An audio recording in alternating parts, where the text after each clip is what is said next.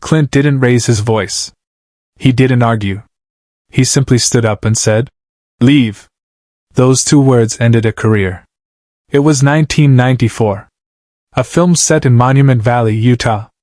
The same red desert where John Ford had shot his westerns 50 years earlier. Clint Eastwood was directing and starring in what would become one of his most personal films, a western about aging, regret, and the weight of violence.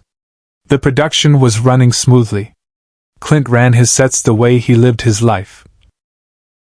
No waste, no drama, no second chances for disrespect. Crew members who'd worked with him for decades knew the rules. You showed up on time. You knew your job. You respected everyone's time, from the director to the guy moving sandbags. The call time was 6 a.m. First light. The entire crew, 87 people, had been there since 5:30, setting up for a critical exterior scene. Cameras positioned. Lights rigged. Horses ready. Background actors in costume. The kind of shot that required perfect morning light and couldn't be repeated. Clint was in costume. Weathered duster coat. Worn hat. The character he'd spent months preparing to inhabit. He stood near the camera, quiet, watching his cinematographer make final adjustments. At 6:47 a.m., a black SUV pulled up to the set perimeter. Out stepped Bradley Whitmore, the film's second lead. A name actor. Box office draw. Someone the studio had insisted on casting despite Clint's reservations. Whitmore was 42. Handsome. Successful. And accustomed to being treated like royalty. He'd made his name in big studio comedies where directors catered to his every whim, where shooting schedules bent around his availability, where Bradley time meant shows started when Bradley arrived. He walked onto set wearing sunglasses and headphones, coffee in one hand, cell phone in the other. Nearly an hour late. The crew noticed immediately. Conversation stopped. People glanced at Clint, then quickly looked away. Clint didn't move. He stood exactly where he'd been standing, watching Whitmore approach. His face showed nothing. No anger. No frustration. Just calm observation. Whitmore pulled off his headphones as he reached the staging area. "Morning, everyone. Sorry, traffic was insane. You know how it is." He said it casually, like he was explaining why he was late to lunch, not to a shot that required 60 people to be ready at dawn. Nobody responded. The silence on set became profound. Clint's first assistant director, a woman named Sarah who'd worked with him for 12 years, stepped forward. "Bradley, your call time was 6 a.m. We've been waiting for you. Mr. Eastwood needs you in position."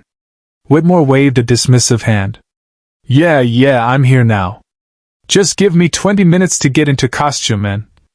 "You should already be in costume," Sarah said quietly. "That's what call time means." Whitmore's easy smile tightened slightly. "Look, I had a thing this morning. Personal thing. It took longer than expected. I'm here now, so let's just move forward, okay?" Clint didn't raise his voice. He didn't have to. Clint finally spoke. His voice was low, almost conversational. "What was the thing?" Whitmore turned to look at him. "What?" "The personal thing. What was it?" Whitmore's smile returned, uncertain now. "Just, personal stuff. Nothing important. More important than 87 people's time?" The set went absolutely silent. Even the wind seemed to stop. Whitmore laughed, a forced, nervous sound. "Come on, Clint. I'm an hour late. It happens. Let's not make a big deal out of." "It's not an hour," Clint interrupted, his tone still calm, almost gentle. "It's 2 hours and 47 minutes. "What?" "Your call time was 6 a.m. You arrived at 6:47. But you're not ready to work. You need 20 minutes for costume, another 15 for makeup and hair based on yesterday's timing. That puts us at 7:22 before we can shoot. The light we need will be gone by 7:30. So we've lost this morning's work. That's 2 hours and 47 minutes of setup time, crew time, and a shot we can't get back today." Whitmore's smile had vanished completely. "I didn't realize it was that big of a—" "It's not about you realizing," Clint said. His voice hadn't risen even slightly. "It's about 86 other people who got up at 4 a.m. to be here on time. The gaffer who rigged lights in the dark. The wrangler who prepared horses before sunrise. The makeup artist who's been ready since 5:30. The script supervisor who has to recalculate the entire day's schedule now." He paused.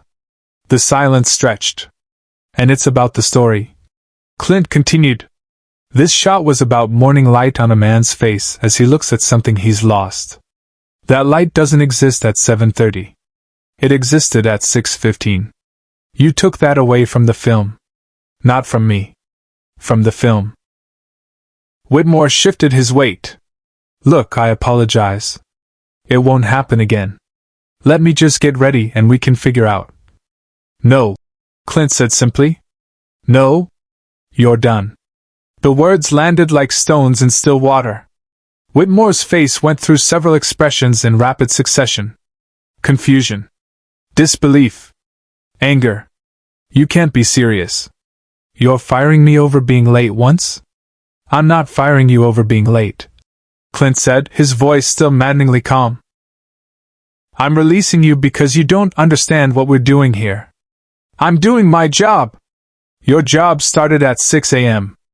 You weren't here. I had a personal emergency." "No, you didn't." Clint's eyes, those famous eyes that had stared down countless movie villains, fixed on Whitmore with absolute clarity. "Sarah called your hotel at 6:15 when you didn't show. The front desk said you'd left at 6:30.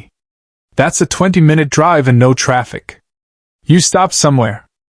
Coffee, probably. Maybe a phone call. Something you decided was more important than being professional." Whitmore's jaw clenched. "You have no right to." "I have every right. This is my set. My film. My responsibility to everyone here who showed up ready to work. Subscribe and leave a comment, because the most important part of this story is still unfolding." Whitmore looked around at the crew, perhaps expecting support. Nobody met his eyes. They'd all been there since before dawn. They'd all done their jobs. "This is ridiculous," Whitmore said, his voice rising now where Clint's never had. "You can't just fire a lead actor in the middle of production. The studio will never." "The studio will support my decision," Clint interrupted. "Because they know how I work. And they know that when I shut down a film for professional reasons, I'm protecting their investment, not damaging it. Over one late call time? It's not about one time. It's about respect. You don't respect the crew's time. You don't respect the craft. You don't respect the story we're trying to tell." Clint paused. "And you don't respect yourself enough to be professional." Whitmore's face flushed red. "You sanctimonious son of a—" "Leave." The word was quiet. Final. "What?" "Leave my set. Now. Escort him off, please." Sarah stepped forward immediately, along with 2 production assistants. Whitmore looked at them, then back at Clint, then at the circle of crew members who'd witnessed the entire exchange. "This is insane," Whitmore said, but his voice had lost its edge. "You'll never finish the film. You'll go over budget. The studio will. The studio will see the same thing I see," Clint said. "Someone who doesn't understand that filmmaking is collaboration. And collaboration requires discipline." Whitmore stood there for another 5 seconds. Then, without another word, he turned and walked back toward his SUV. Sarah and the PAs followed at a respectful distance. The crew remained silent until the vehicle disappeared over the ridge. Then, slowly, they turned back to their work. Nobody applauded. Nobody commented. They simply resumed preparation, because that's what professionals do. Clint turned to his cinematographer. "We've lost the morning light. Let's move to the interior scene. We can come back here tomorrow at first light." "Yes, sir." "And Jack," Clint added, referring to his line producer who'd been standing nearby through the entire confrontation. "Call the studio. Tell them what happened. Then call Tommy Lee Jones' agent. See if he's available." Jack nodded and pulled out his phone. Away from the cameras, Clint made a choice no one expected. That evening, after wrap, Clint gathered the entire crew in the mess tent. This was unusual. He typically let his ADs handle daily notes. But tonight, he stood at the front of the tent and waited for everyone to settle. "I want to talk about what happened this morning," he began. His voice was calm, the same tone he'd used with Whitmore. "Some of you have worked with me for years. Some of you are new. But all of you should understand something." He paused, looking around the room. "This isn't about being a tyrant. It's not about power. It's about something my mentor taught me 40 years ago when I was a young actor who thought showing up meant the same thing as being ready." He pulled a folded piece of paper from his jacket pocket. "This is a call sheet from a film I did in 1958. I was 20 years old. Had a small part. Thought I was hot stuff because I had a few TV credits." He held up the paper. "I showed up 15 minutes late. Not an hour. 15 minutes. The director." His name was Frank Borzage. Some of you film students might know him. Didn't yell. Didn't threaten. He waited until lunch, then asked me to walk with him. Clint refolded the paper carefully. "He told me something I've never forgotten. He said, when you're late, you're telling everyone else that your time is more valuable than theirs. And in this business, that's a lie. The grip who showed up at 5 a.m. is just as important as the star who showed up at 6.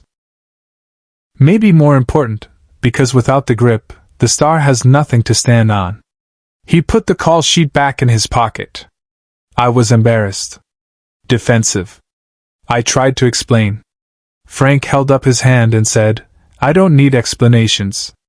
I need professionals. Be early, be ready, or be gone." The crew listened in complete silence. "I never forgot that," Clint continued. "And I've tried to build every set I've run on that principle. Not because I'm tough. Not because I want to punish people. But because making a film requires every single person to matter equally in the moment we're working together." He looked directly at several younger crew members. What happened this morning wasn't personal. It wasn't about ego. It was about protecting what we're trying to create together. This story deserves people who care enough to show up ready. And you, all of you, deserve to work with people who respect your time and your craft. He nodded once. "That's all. See you at 5:30 tomorrow."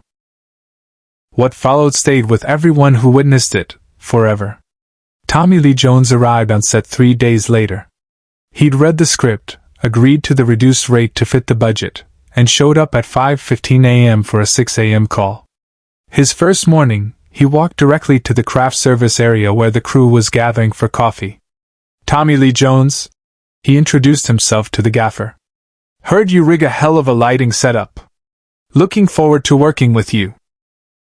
Word spread through the crew immediately. This was different. This was professional. When Clint called action for Tommy Lee's first scene, the actor delivered a performance that would eventually earn him an Oscar nomination.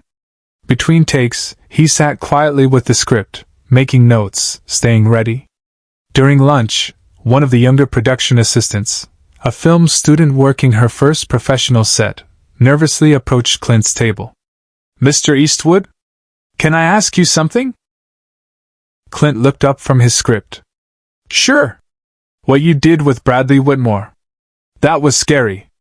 I mean, to see someone get fired like that. But," she hesitated, "but it also felt right. Does that make sense?" Clint considered this. "Scary how?" "Just the finality of it. One mistake and done." "It wasn't one mistake," Clint said gently.